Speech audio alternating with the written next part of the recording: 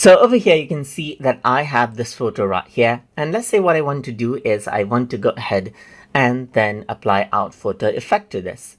So to do that, I can go around over here onto format and then go to animation. And over here, you can see that photo effect is an option.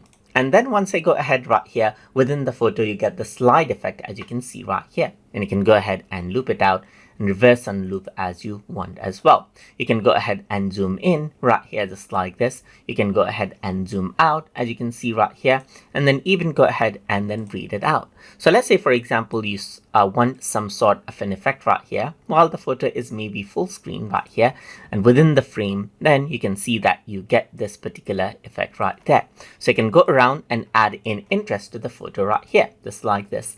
Let me just go around and then add in another photo around over here as well. So I'm just going to go around over here onto stock, and then I'm going to add in another photo right here, just like this.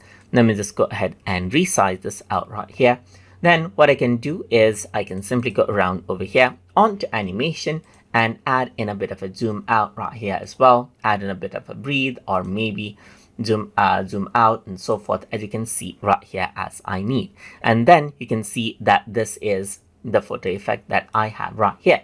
So that is how you can go ahead and use photo effect inside of Google Vids. So hope you guys learned something as always. And as always, please like, comment, share, and subscribe.